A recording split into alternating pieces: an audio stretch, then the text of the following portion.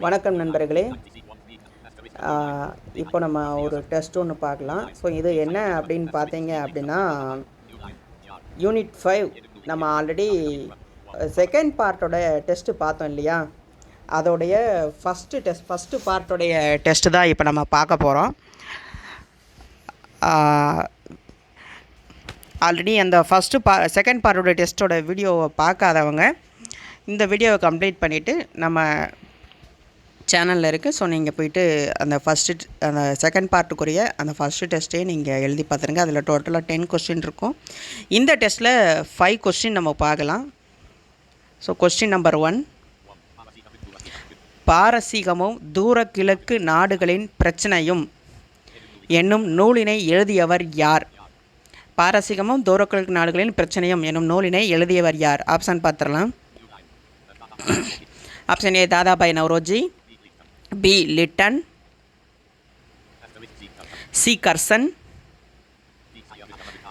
D Syed Ahmed Khan. So இதுக்கான answer என்ன அப்படின்னு பார்த்தீங்க அப்படின்னா கர்சன் தான் இந்த நூலை எழுதியிருக்கிறாரு. அடுத்த கொஸ்டின் போகிறதுக்கு முன்னாடி ஒரு சின்ன இன்ஸ்ட்ரக்ஷன். நம்ம வீடியோவோட டிஸ்கிரிப்ஷனில் நம்ம வாட்ஸ்அப் குரூப்போடைய லிங்க் இருக்குது. ஸோ மறக்காமல் நீங்கள் குரூப்பில் ஜாயின் பண்ணிக்கோங்க.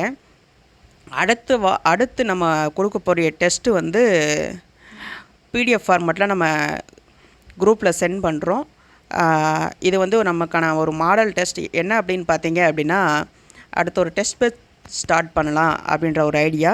ஸோ அந்த டெஸ்ட்டை நீங்கள் எழுதி பாருங்கள். அது பார்த்தீங்க அப்படின்னா 11th ஃபஸ்ட்டு லெசனில் ஃபஸ்ட்டு ஹாஃப் மட்டும், இண்டஸ் வேலைக்கு முன்னாடி இருக்கிற பார்ட் மட்டும் அந்த டெஸ்ட்டை உங்களுக்கு கவர் ஆகும். டோட்டலாக 30 கொஸ்டின் இருக்கும். ஸோ அந்த டெஸ்ட்டை முடிஞ்சதுக்கப்புறமா நம்ம டெஸ்ட் பேட்ச் ஸ்டார்ட் பண்ணோம் அப்படின்னா எந்த யூனிட்லேருந்து ஸ்டார்ட் பண்ணுவோம் அப்படின்னு பார்த்தீங்க அப்படின்னா யூனிட் 2லேருந்து ஸ்டார்ட் பண்ணுவோம். டோட்டலாக 5 பார்ட் டெஸ்ட் இருக்கும், ஒரு ஃபுல் டெஸ்ட் இருக்கும். பார்ட் டெஸ்ட்டில் 30 கொஸ்டின்ஸ் வரும், ஃபுல் டெஸ்ட்டில் 50 கொஸ்டின் வர்ற மாதிரி இருக்கும். ஸோ இதுக்கான டேட்டு எப்போ ஸ்டார்ட் பண்ணுறோம் அது குறித்த அனௌன்ஸ்மெண்ட் உங்களுக்கு குரூப்பில் சொல்லிவிடுவோம்.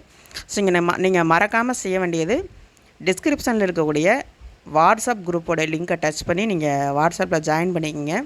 ஸோ ஃபர்தர் டீட்டெயில்ஸ் உங்களுக்கு அங்கே ஷேர் பண்ணிவிடுவோம். ஸோ இப்போ அடுத்த கொஸ்டின் பார்க்கலாம். கூட்டுறவு கடன் சங்கங்களை பற்றிய சட்டம் எப்போது நிறைவேறியது? கூட்டுறவு கடன் சங்கங்களை பற்றிய சட்டம் எப்போது நிறைவேறியது? ஆப்ஷன் பார்க்கலாம். 1904, 1905, 1899, ஆப்ஷன் டி 1902. ஸோ இதில் சரியான விடை என்ன அப்படின்னு பார்த்தோம் அப்படின்னா 1904 அப்படின்றது தான் சரியான விடை. அடுத்த கொஸ்டின் போகலாம்.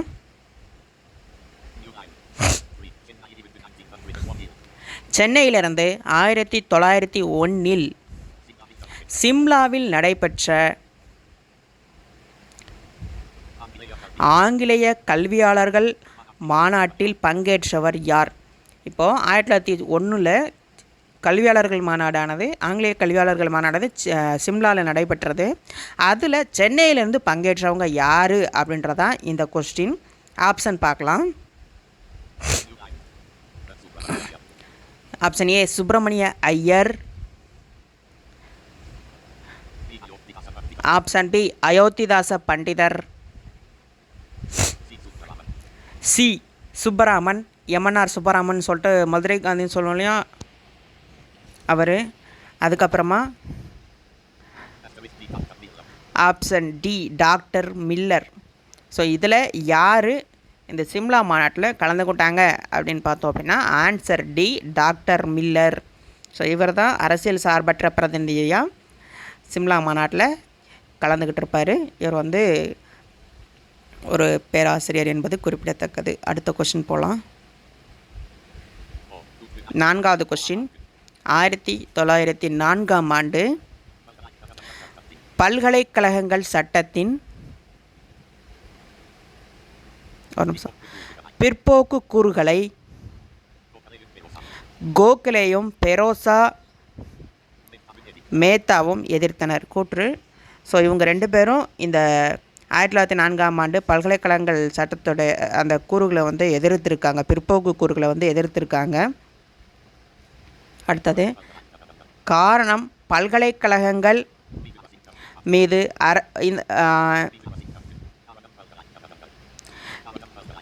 பல்கலைக்கழகங்கள் மீது அரசின் கட்டுப்பாட்டினை இச்சட்டம் மேலும் பல வகைகளில் நெருக்கியது.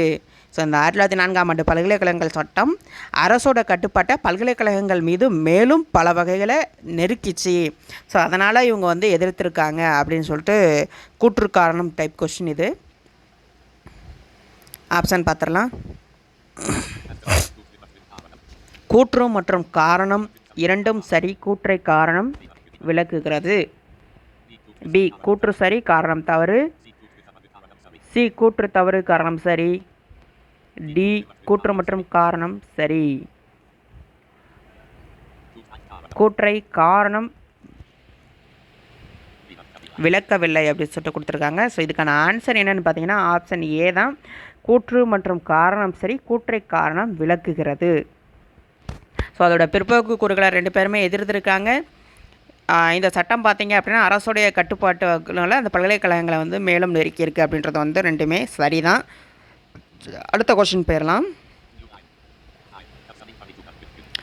5 ஃபைனல் கொஸ்டின். கர்சனின் பணித்துறப்புக்கு காரணம் என்ன? ஸோ கர்சன் பிரபு பார்த்தீங்க அப்படின்னா 1905 தன்னுடைய நவம்பரில் பணியை திறந்துட்டு போயிடுவார். அதுக்கு ரீசன் என்ன அப்படின்னு சொல்லிட்டு கேட்குறாங்க. கீழே ஒரு 4 ரீசன் கொடுத்துருக்குறோம். ஸோ அதில் எது கரெக்டாக மேட்ச் ஆகுது அப்படின்றத பார்க்கலாமா?